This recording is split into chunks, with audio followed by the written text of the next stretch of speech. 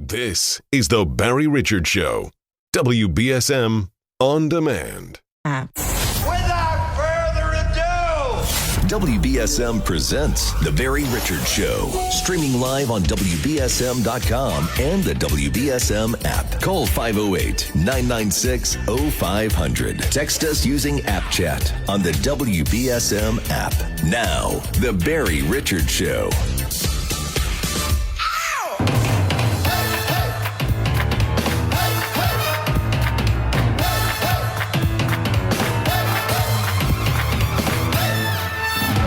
Hour 3 of the Barry Richards Show. I'm Brian in today for Barry. And I'll be here tomorrow and Friday. Then Brian's Beat Saturday morning. We do have your chance to win, I believe, $100 and then get into the pool for 30,000 with Win Cash coming up for you in just a bit. So get yourself ready. If you don't know all of the details, go to WBSM.com, or if you have the WBSM app, right there in the WBSM app for you. Talking about the crime report that came out yesterday, for the city of New Bedford using the FBI crime statistics. And as I like to say, I want to know the numbers. You know, you can tell me the percentage is down, and I'm not going to try to argue whether the percentage is down or not, but I want to know the numbers. And as I went over the report, give you an idea. New Bedford police responded to 79,173 calls for service. That could include Narcan, taking a cat out of the tree, whatever the case may be. 79,173. Now, there were more last year being 2022, and a lot more in 2021. But I got to tell you, as I think about 79,000, I'm saying, that's a lot. My police department is going out, I have no idea how many of those calls were Narcan-related type calls compared to real crime calls. But either way, that seemed like a lot of calls to me. 79,000. Don't you think it's a lot? 2,131 people arrested in 2023. That number is lower than the number for 2022, 23 for 2022. And the numbers are higher for the preceding years. But I'm sitting here and I'm saying you still had over 2,000 arrests. And we're glad that the number is coming down. By the way, there were more than 4,000 people arrested in the city of New Bedford in 2019.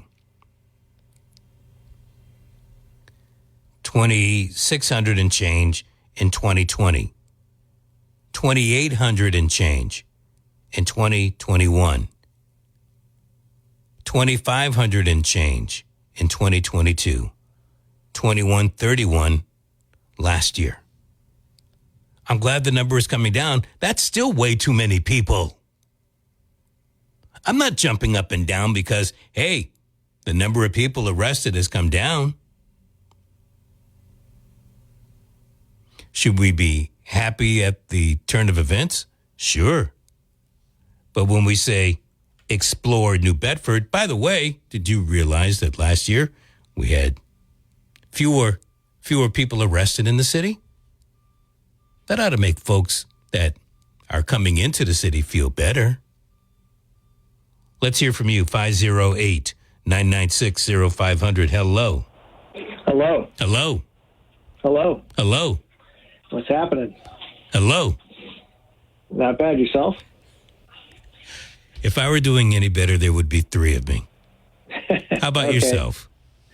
It's not bad. I'm looking out at constant rain. I feel like I'm back in Seattle. Well, in Seattle, it doesn't seem to come down as hard. But it does rain. No. It rains more days. Yeah, it's overcast more days too. Yeah. It's kind of funny. This morning I saw this report actually on the ABC News out of Providence, talking. It was a report on their news station about New Bedford's lower crime statistics, and they had someone on, and I couldn't tell who it was, talking about that community policing is improving things and all this other stuff. But then I went back to, there's this website called Area Vibes, which gives you a livability score for whatever city or town or state. And it ranks it pretty well because it uses data and it uses the 2023 data. And it says crime is an F- in which drags the city down in New Bedford. 21, you said 2131 is, this lists 2186 per 100,000, which is 57% higher than all of Massachusetts. So that's actually, quite a bit higher. Sure, so especially if you're comparing us to the rest of the Commonwealth. Well, exactly. And I think that's funny is because a lot of these news reports, whether it's the economy, they'll say, the economy is doing much better, or the stock market's up. It doesn't mean anything by, putting some prose out there that says, well, the stock market's doing better. Well, how much better? Cost of living is improving, or inflation is reduced. Well, if inflation went up like 75% in the last 3 years and it reduced 3%, is it really reduced, or is it just? It's less than it was. That's why. Thank you for bringing that up. That's why if you ever hear me do the Bitcoin Business Barometer, I tell you the difference in price from the Saturday prior to where we are today. Is it up? How many cents is it up, as opposed to trying to tell you it's up 20%? What the hell does that mean? Right, right. Yeah. So it's I hear these statements that come out either on the national news or local news or even on the radio station, and I'm like, but there's no data behind it. So just saying things are better doesn't mean anything because I just went out and bought some groceries today, and I couldn't believe 2 gallons of milk were like $11. I'm like, what? But that's better than it would have been percentage-wise. If you had done it yesterday, it would have been $10.57. Exactly. So it's down 5%, but if you go back 3 years ago, it's up 90%. There you go. To get down to 5%. So yeah, I hear you, Brian. And I think some of this is PR, because for it to appear on ABC News, somebody had to have contacted ABC News, because none of these guys do any real reporting anymore. They don't go out and do any research. They wait for someone to hand them a story. So I just kind of let's throw another one into that. ABC News, even though the station is licensed to the city of New Bedford, it's really a Providence station. Did you hear the Providence crime numbers? No. I wonder why. because nobody up there does any news reporting anymore. They don't do any research. It's funny because Howie Carr used to say local news now, they just do the weather, the sports weather and the traffic, and then everything else they get from Instagram and YouTube. So, which is pretty true. I would have to agree. Hey, thanks for the call. Have a good day. I do appreciate it. We continue. Hello. Yes, since you're talking about crime and theft, I would like to introduce one subject, if you don't mind. Home equity theft. Equity theft? Yeah, that's when there's, let's say you have a house and you owe, let's say, $5,000 in tax, and the city takes the house over.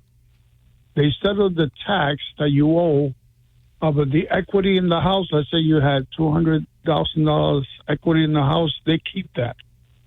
They don't return it to the owner.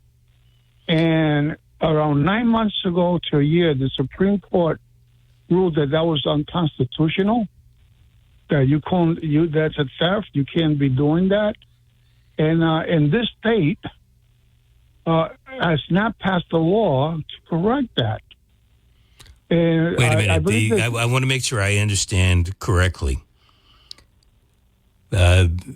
it sounds like somebody didn't pay their taxes and the city, through some type of lien, took over the property. Am I correct? Yes. Okay. And the Supreme Court, is that the state Supreme Judicial Court or is that No, the the Supreme U.S. Court of the Supreme United Court? States. Okay. They have stated that that is illegal or unconstitutional? Yeah, let's say that if the city takes the property and they sell for the tax lien, once they settle the amount you owe to the city, any equity that you have in the house belongs to you. The city doesn't get to take it, or some agency that sold the house, and then. Okay. Okay. Let's. So then it's incumbent upon the person who lost their house to go to the city to get that money.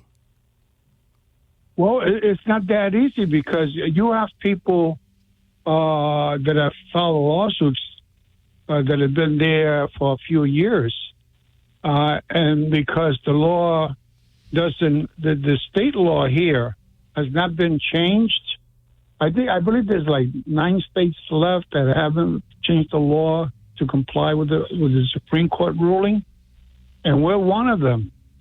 And it's just a shame that people are still struggling with that. Well, I would agree with you, but I'm taking you at face value that the Supreme Court did make a ruling like that. But no matter what, if the Supreme Court did make a ruling, then the process needs to stop. Doesn't matter if the Commonwealth has changed its laws or not. It's still unconstitutional by Supreme Court standards, and they are the supreme law of the land. Yeah, but this is what I'm trying to say. This state has not passed any law to comply with that ruling. They still haven't changed it. And so, okay, well, the person whose house it is, hopefully they have a lawyer who can do something about it. I mean, this is above the ordinary person's pay grade, and you would probably need some type of an attorney, real estate attorney, tax attorney, to go in and fight that for you. Well, if you pass the law to meet the Supreme Court's ruling, and you don't need an attorney because if let me tell you something. Let me tell you something. When you're talking this grade of problem, you need an attorney. All right, don't think that you're going to go into court on your own and fight it, because you would be a fool to fight it on your own, because the city, the Commonwealth, somebody else, they have attorneys. They know how to talk that legalese. Yeah, you're correct in what you're saying, but I think you're missing my point. No, I'm not missing your point. I'm just trying to say that this is above what the normal me's and you's can sit there and argue about. This is something that has to be won in the courts. Whether the legislature comes up with a law to fight it or not, the Supreme Court, going on what you're telling me, the Supreme Court has already made the decision. And now it's up for the local courts to comply with that decision. And you need good legal help in order to make that work. Beep, beep, well, if the legislators of this state, there you go. You're gonna hope that the legislature is going to take care of this for you. Yeah, because all around 41 states have written the law. Maybe they have. Maybe they have. You don't need a lawyer but right now to recover a theft. Good luck. Good luck. That's what I'm going to say. Good luck with that. Thank you for your call. 508-996-0500. There's certain things that I can sit here until I'm blue in the face. I agree with the guy, you probably, but you do need great legal advice when it comes to stuff like this. Let's do a break, and then I see you there. Please be patient. Got to pay a bill for Barry. Look, the crime numbers are down. The amount of crime that is happening in the city of New Bedford that happened during 2023 is still astronomical. 2,131 arrests made last year. The police responded to more than 79,000 calls. Yes, those numbers are lower than the year before and the year before that, and even the year before that. But the amount of calls that they're responding to, the number of arrests that police had to make. 4 homicides, same as last year, same as the year before that. 1 homicide is too many. I'm not trying to make New Bedford utopia. But let's face it, if you're out touting the city, explore New Bedford, you're going to say that there were more than 2,100 arrests made and this is the city to explore? Now, I bet that there were more arrests made in Boston, but Boston is Boston. Probably more arrests made in Providence. Providence is still much larger, much bigger than New Bedford. 508-996-0500. Thank you. Hello. Hey, good afternoon, Brian. Good How's it going? afternoon. Winging and wanging. The only exploring going on over here is the residents exploring the bullet holes in the morning after the shooting. So that's the only exploring going on. Wow. 67 shots fired. The shots fired are up. Come on, we need to be fair, Brian, but how many people are actually getting shot? Come on. You know, let's be fair. You know about what? that. I think 24 was the number. Yeah, you know why? Because these kids are terrible shots. They're they don't know how to hold. They're running one way and they're running one way and they're shooting another. That's why. Otherwise, we'd have 60 murders on our hands. That's the real problem. People don't understand. Listen, you could tout statistics all day long. How do you feel? That's the real barometer of what's going on. How do people feel in this city? Are people okay with walking around the city at night by themselves? Look, you just read the news, what happened in Fall River. 32-year-old got stabbed walking at night, got confronted probably for some change or things like that, and boom, there you go. So, hey, and here's another metric that kind of says how people feel in New Bedford and how afraid they are of police and all of that. Wasn't there a shooting at Tedeschi or whatever it's called now, right across the street from the New Bedford, the new South End complex? So you have a police station right across the street, and there was a murder there, right? Last year there was a murder in that same parking lot, and there was just a shooting the other day. But people are scared of the police? You know what I mean? That tells you all you need to know. People aren't scared, and they're going to do whatever. Shootings are up, crime, I don't know, call it what you want. To be clear, what you're saying is the bad people aren't scared of the police. Yes, and this community but the good is people, not as... The good people are scared or are not scared? No, the good people are terrified. Terrified, because here's the deal. I'm a licensed gun owner. I'm scared to be in the community at night by myself. Really? Because even though I have a firearm, we live in a liberal state, right? So what's going to happen is I'll be defending myself. I'm going to get arrested regardless. And then I'm going to be in the criminal justice system fighting for my freedom, even though I did was quote unquote the right thing for myself, because that's the state we live in. You know, that's what terrifies me, because I can definitely protect myself and I have the means to and the training to. But at the end of the day, I'm still going to have to fight for my freedom. And that terrifies me. Yeah.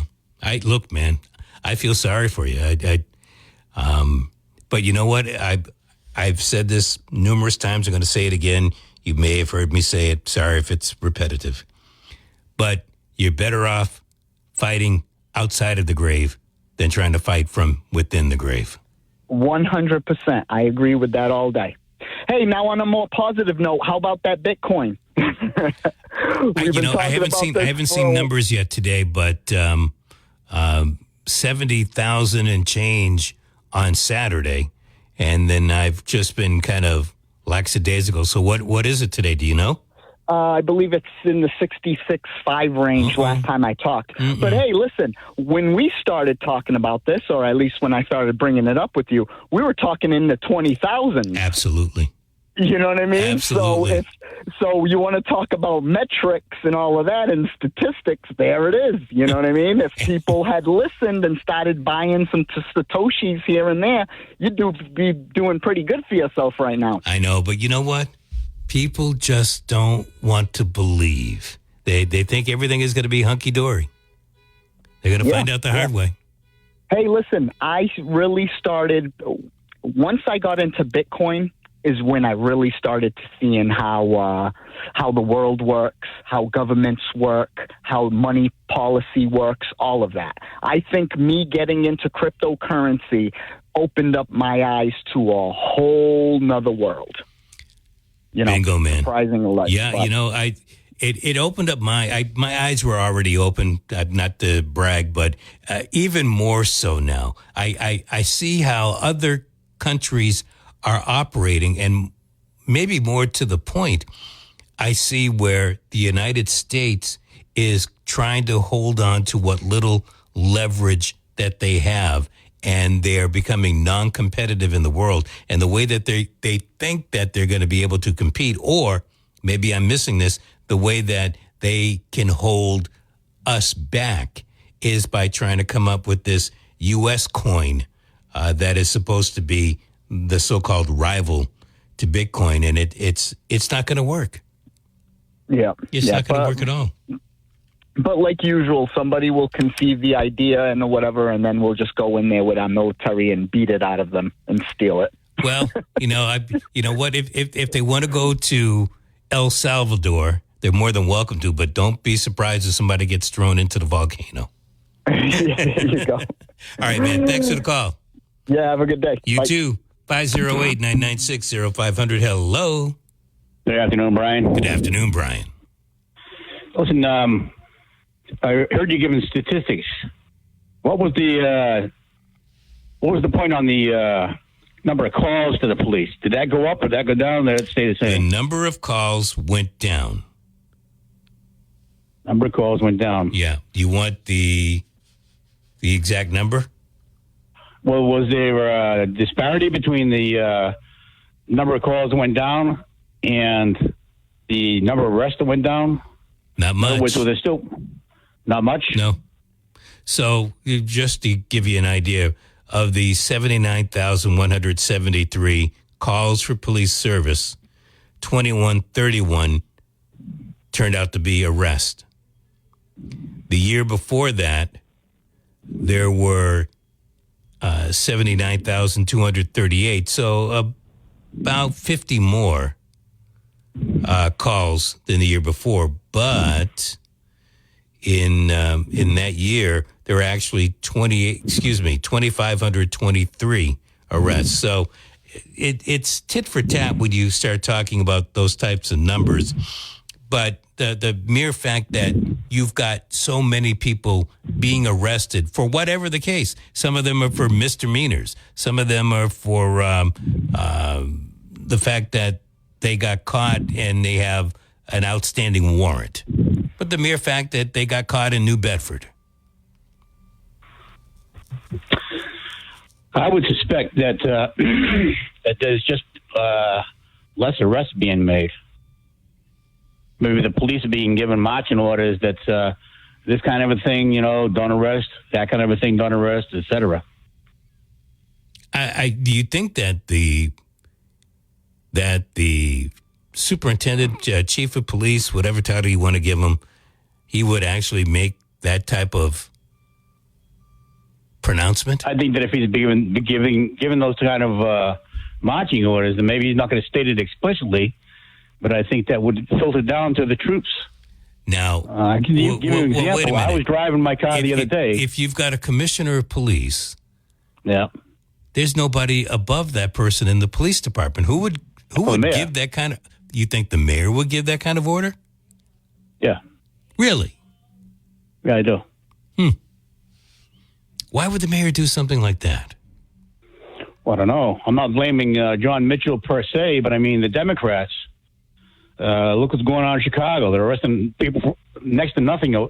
They're not arresting people for much over there, and the place is falling apart. But I guess probably their numbers are going down. Shoplifting in other parts of the country. Arrests for shoplifting are going to go down because nobody's being arrested for it because they did what? They raised the threshold for an arrestable offense on the shoplifting to a couple $1,000 or something like that. Below a couple thousand is nothing. So you can't arrest anybody if there's less than $2,000. They steal that much. They steal less than $2,000. There's no crime committed. Wow. Yeah, I do know that that's happening, but I guess I'd like to know for sure that's happening in New Bedford. Yeah, I'll tell you. I was driving the other day. I'm not going to say where, but I was in a very low speed zone. So I was going from one corner to another, so about halfway across the block maybe. And somebody decided they wanted me to stop and let them cross the street in front of me outside of a crosswalk. I was not too far away, maybe about 20, 25, 30 feet. So I continued to go. Now this person feigns stepping in front of my car and then pulling back. And so I continued to go. This person put a haymaker on my passenger side mirror, knocked it off the car. Wow. The police show up. The mirror is hanging there off the wires. And there's cameras all over the places around this particular area. And I'm not faulting the police at all, but I'm saying I was basically told, it's hearsay. You say one thing. The guy said that he was walking across the street and I hit him with my side mirror, which anybody could tell from the way the mirror was struck and the way it came off and the injuries on his hand, especially on his knuckles. It was a strike. But there was a reluctance to arrest and charge. I know in the old days, if that had happened, the policeman would have observed that situation, drawn a conclusion, and said, listen, pal, you're going to go get booked. You can hash it out with the judge. But there was a reluctance to charge. I hear you. Where would a policeman get that reluctance, except from above? Gotcha. Thanks for the call, man. Sorry that happened to you. 508-996-0500. Thank you for your patience. Hello. Hello, what's up? I'm just winging and wanging on a beautiful, sunny Wednesday afternoon. It's drizzling over here. I don't know where you are. I'm in beautiful, beautiful land of Tilden. Hey, I can't wait for that. I'm telling you, and the future's coming. You'll be calling up your police station. They'll be like, thank you for calling the New Bedford police station. Our regular office hours are 9 a.m. to 5 p.m. Call back tomorrow at your earliest convenience. That would be something, yeah. Yeah, imagine if you dialed 911 and that happened. Yeah. They'll give us the purge to medicate us, I think. Maybe that's why all these movies, they're slowly preparing us for our future.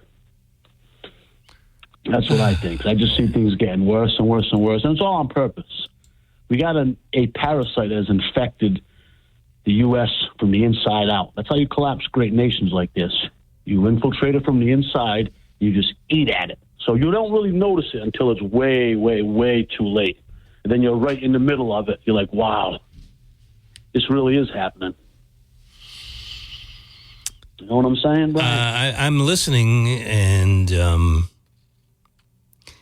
I think to your point, the parasite eats in numerous directions. It's kind of like a cancer. It might start in a bone, but the next thing you know, it's infiltrated the brain and other lymph nodes, and all of a sudden it's spread all over your body. Yeah, and just look at our country. The media, the education system, the government, they're pretty much all putrid right now. And it's funny because after the collapse of the Soviet Union, I think the U.S., from there to now, we've lost all of our moral high ground with things that we've done overseas. And it's just getting worse and worse and worse. We're really living in 1984 where freedom is slavery, war is peace, ignorance is strength. We're here. And I think the ride is just going to continue to get faster and faster and faster. So let's all enjoy the ride. All right, man. Hey, thanks for the call. Peace. Later. I do, I certainly see the change. I will disagree that it happened with the fall of the Soviet Union. I think it happened before then because certain things that I'm talking about, I've been able to relate that goes back to the 1960s.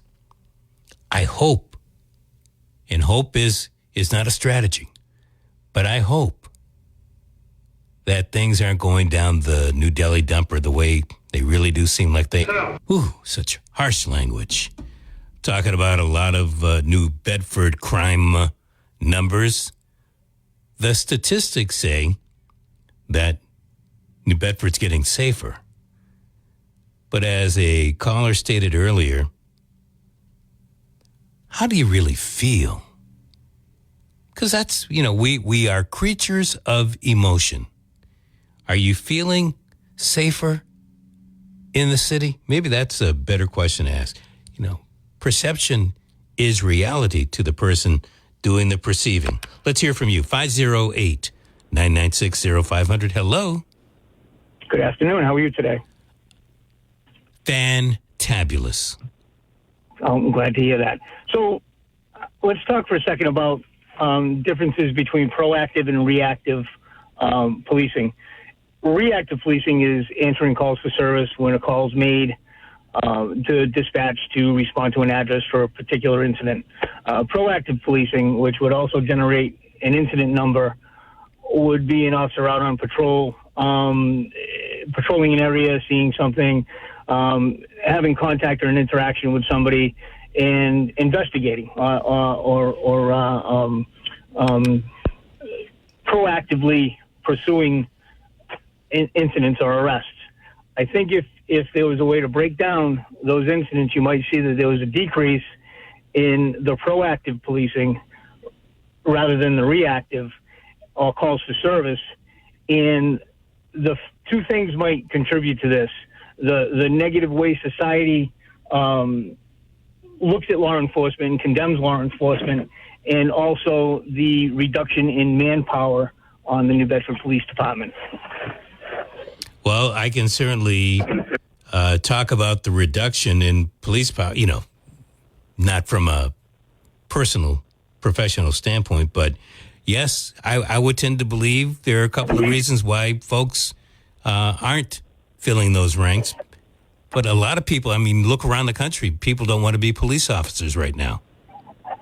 They don't. And there is a perception that it's not a great job. So, and there is that perception, regardless of how the mayor complains about health benefits and any cost that the pension plan and any cost that would be associated with personnel on the police department, and how that's an onus for the city. It has more to do with the fact that less people are willing to put themselves in a position where they're going to be condemned for actions that they may have to undertake. That's just my opinion. Sounds like you are close to the situation. Relatively. You're an officer. You're not an officer. I'm not. Okay. Well, thank you. I do appreciate the call. Let's take one more. Hello. Hey, Brian. Hey, Brian. Hey, I heard you mention the nip ban, and nobody's heard anything. No, have you? I haven't. No, and I was hoping that there'd be a little more, information going around about it, what they're doing about it. With the littering, I don't see as many nips out there. I live on a main drag, but you know what I do see? I still see the lottery tickets and the coffee cups and everything like that. But they won't go after the lottery. God forbid. No. But there is, they could do something like with what is something? What is something? Littering program, because there is a lot of COVID money left, and if they don't use it, $21 million, it goes away by September. And maybe if they got a littering program together, and maybe So give me an idea. I mean, a littering program sounds good. Well, what does it really mean? Right. Well, you probably have to. It's probably, signs. Like you go to any other city, they have an online portal where they promote non-littering. They have events, and then they have people that go around and enforce littering. Maybe on the weekend in the parks, on the beaches, different things like that. Write tickets, bring in revenue at the same time, but a deterrent. You know what I mean? I don't know if it works, but it's something. But if you do that, doesn't that bother you? I mean, you just stated something that I think is key. You said you don't know if it will work, but it's something. That's part of the problem, in my opinion. That is part of the problem. Trying to come up with something you think might work, but it doesn't work. Then what happens if it doesn't work? Then you come up with another program, and you're not sure if that one's going to work. And that's why there's a swamp. All right, Brian. Well, why don't we look at other towns like Plymouth, Newport, Falmouth, Oak Bluffs? They have it, and see what works there. Maybe do a little study. I'm not opposed to that. Right. I'm just saying there are places where they do it. And, I mean, you go to Falmouth, you see the signs. If you litter down there, it's like $500 and stuff. And they have people that, are watching and stuff, too, but on Newport. But so let's take what you just stated and let's what I'm going to consider a logical next step. You do something like that, and there's a population in the city of New Bedford that is pretty poor, correct? Right. What happens if you fine them $500 and they don't have the money? What are you going to do? I mean, kick them out of the city? Like anything else, if you get a parking ticket, you can't reread. You can't. Your license can't be renewed, or you can't register to vote, things like that. Can't register to vote. Man, can you imagine what? Are you listening to yours? I guess they did. Time for me to step out. Howie up after ABC and Ariel. Our quote of the day.